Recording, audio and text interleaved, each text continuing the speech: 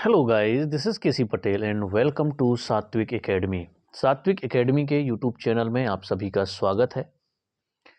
आज हम बात करेंगे आईटीआई टीओ यानी कि ट्रेनिंग ऑफिसर, जो आईटीआई कॉलेज में पोस्ट होती है। यानी कि सीधे सीधे अगर बात करें तो आईटीआई कॉलेज के प्रोफेसर की बात करें तो उसको ट्रेनिंग ऑफिसर के नाम से जाना जाता है। इसकी वैकेंसी आपकी 2026 में आने वाली है।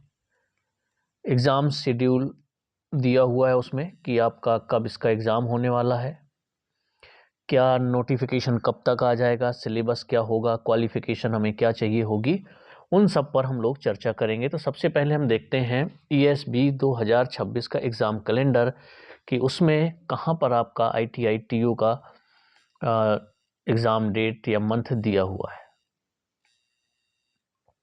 ठीक है, तो चलिए ये 2026 का कैलेंडर यहाँ पर खुला हुआ है और जैसे ही देखेंगे जिसके अभी आपके एग्ज़ाम फॉर्म फिल हो रहे हैं, ग्रुप 1 सब ग्रुप 2 के, उसका एग्ज़ाम है आप लोगों का 10 फरवरी को। अब हम बात कर लेते हैं ट्रेनिंग ऑफिसर की कि इसका एग्ज़ाम आपका कब तक होगा। ठीक, चलिए ये सेकेंड नंबर में ही दिया हुआ है, department of technical education skill development and employment यानी कि ITI training officer recruitment test. ये एक रिक्रूटमेंट टेस्ट है और इसकी जो एग्ज़ाम डेट दी हुई है यहाँ पर 18 फरवरी 2026 दी हुई है।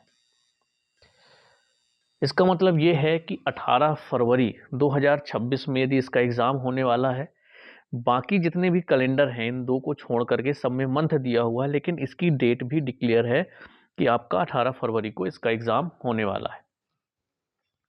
अब यदि इसका 18 फरवरी को एग्ज़ाम होने वाला है तो 40 दिन पहले इसका नोटिफिकेशन जारी हो जाएगा और 40 दिन पहले ही इसके एग्ज़ाम फॉर्म फिल होने स्टार्ट हो जाएंगे, क्योंकि इतना ही गैप अभी देखने को मिला है। ईएसबी जितने भी एग्ज़ाम ले रहा है तो जैसे ही आवेदन फॉर्म उसके भरते हैं और जो लास्ट डेट होती है तो 40 से 45 दिन का गैप रहता है एग्ज़ाम में। अब जब 40 से 45 दिन का गैप है यहाँ पर, तो आप लोगों का जो नोटिफिकेशन है टीओ के लिए वो बहुत जल्द आने वाला है। अब सवाल उठता है कि इस फॉर्म को भर कौन कौन सकता है, इसके लिए क्वालिफिकेशन क्या चाहिए होगी।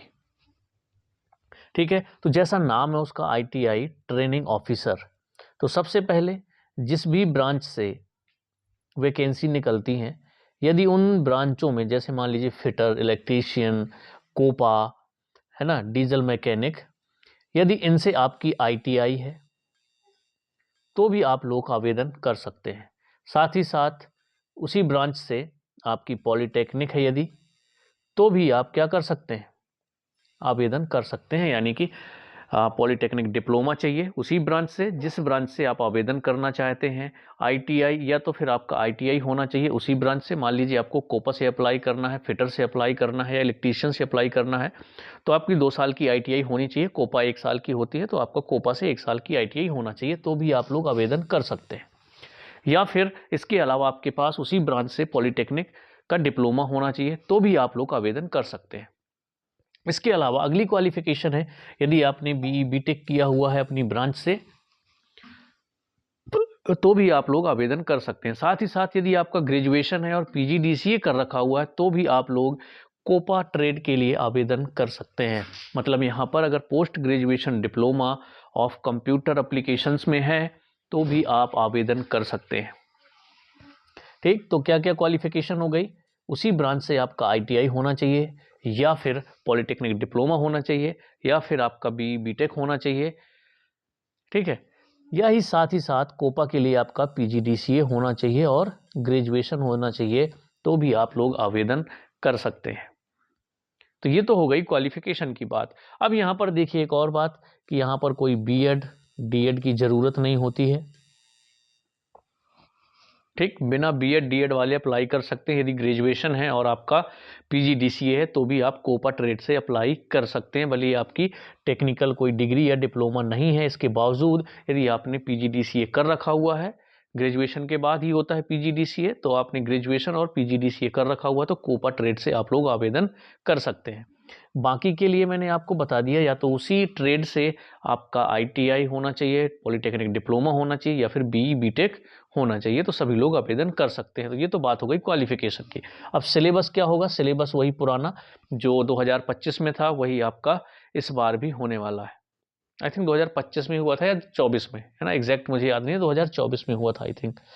तो 2024 में जो भी सिलेबस था वही सिलेबस आपका रहने वाला है 2026 में भी। तो सभी ट्रेड के जो सिलेबस है उसकी PDF मैं टेलीग्राम चैनल में शेयर कर दूंगा, तो आप लोग टेलीग्राम चैनल के साथ जरूर जुड़ जाइएगा। आपको टेलीग्राम में सर्च करना है सात्विक एकेडमी ऑफिशियल के नाम से, या फिर मैं आपको डिस्क्रिप्शन में उसकी लिंक दे दूंगा, तो डायरेक्ट यहाँ से ज्वाइन कर सकते हैं। ठीक है, तो वहाँ पर सभी ट्रेड की PDF मैं अप्लाई कर दूंगा।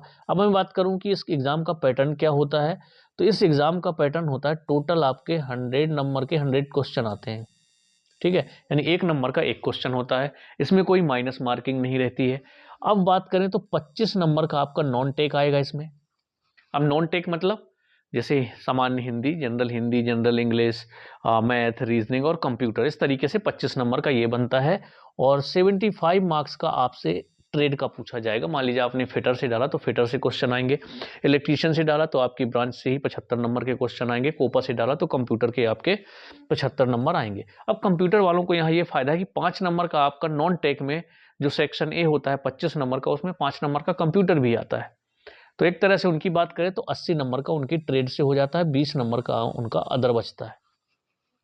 ठीक है, तो यहाँ पर कोपा वालों को ये एक 5 नंबर का फायदा मिल जाता है।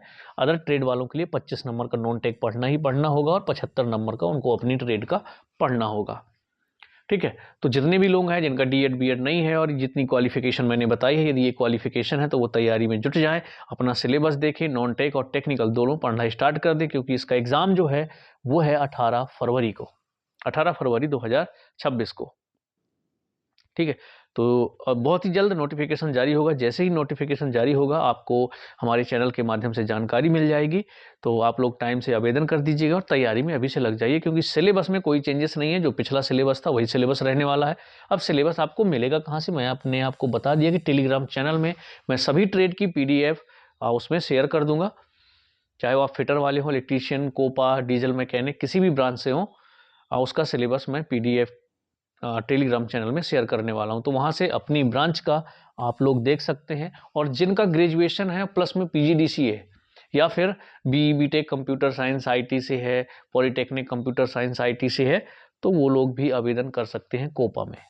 ठीक है, अदर ब्रांच के लिए भी बता दिया कि जैसे फिटर से है तो डिप्लोमा होना चाहिए, या फिर आपका ITI फिटर से होना चाहिए, तो भी आप लोग आवेदन कर सकते हैं। जितने भी मैकेनिकल ब्रांच के हैं वो लोग भी फिटर से आवेदन कर सकते हैं, BTech किया हो, डिप्लोमा किया हो। ठीक है, पॉलिटेक्निक डिप्लोमा यदि आपने मैकेनिकल ब्रांच से किया हुआ है तो वो लोग फिटर में भी आवेदन कर सकते हैं। चलिए, एक छोटी सी इन्फॉर्मेशन थी, आपको सब कुछ मिल गया। सिलेबस आपको टेलीग्राम चैनल में मिल जाएगा, क्वालिफिकेशन मैंने आप लोगों को बता दी है। ठीक, और इसमें कोई B.Ed D.Ed की ज़रूरत है नहीं, तो आप लोग सीधे आवेदन कर सकते हैं। चलिए, मिलेंगे हम लोग नेक्स्ट वीडियो में। एक छोटी सी इन्फॉर्मेशन थी, जैसे ही नोटिफिकेशन जारी होगा एक एक चीज़ आपको डिटेल में बता दी जाएगी।